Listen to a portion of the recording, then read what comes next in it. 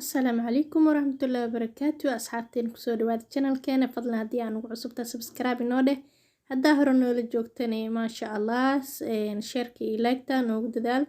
adinkan waxba idinka dhimaysa anagana faa'iido ayay inoo tahay maanta waxaan ka hadli doonaa insha allahu tacaala goormee ayay hooyadu ama gabadha xaaska ah uur qaadi kartaa hadduu ilaahay siiyo insha allahu tacaala waxay qaadi kartaa uur xilliga maxay ahayd tahay ugxaanteeda mid active ah oo si wacan u shaqeynaysa marmar waxaa jirta ugxaanta noqonayso low active oo aad maxay ahayd u hooseysa marmarna maasha allah waxay noqonaysaa kuwa high quality ah oo maxay heetood waqtigeeda soo baxda oo ovarianka ka soo baxda xilligeeda marka sidee baad ku dareemaysaa marka inaa maxay heetood aad diyaar u tahay xilliga aad uurka qaadi lahayd waxaad arkaysaa maxay heetood xilligii aad maxay heetood arki jirtay calaamadaha fertility-ga waxaad arkaysaa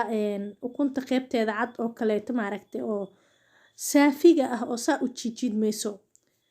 marka maalmahaasoo kale waxaad isku arkaysaa qaybtaas ukunta caadiga qaybteeda cadaanka oo kale ah oo maxay heetood fara badan ayaad isku arkaysaa sidoo kale waxaa isku arkaysaa xoogaa kuleel ah jirkaada inuu kuleel noqdo sidoo kale waxaa isku arkaysaa adiga abdominal pain oo kale qaybaha hoose mindhicirada oo kale xoogaa in laga majiirayo marka hooyada hadday ugxaanteeda active tahay calaamadahaas ayay isku arkaysaa haddaysan ugxaanteeda ahayn mid active ahna wax calaamada ma arkayso oo xitaa ma arkayso qaybtaas cad maxay heetood oo ukunta oo kale xitaa ma arkayso hadday low quality tahay oo maba soo baxaysaba haddayna soo bixinna maxay heetood waxba ma jiraan soo maaha oo waxa la falgalay wax kaleba ma jiraan meesheeda ayay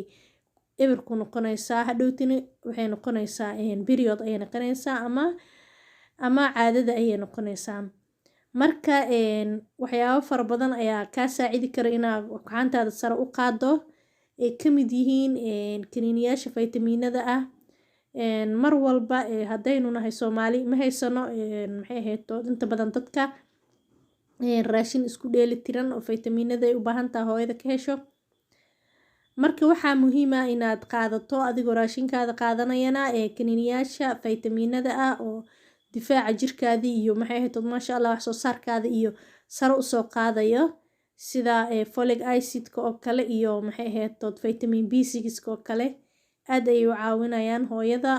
waxayna ka saacidayaan inay ugxaanteeda noqdaan kuwa active ah oo si wacan u shaqeynaya insha Allah tacaala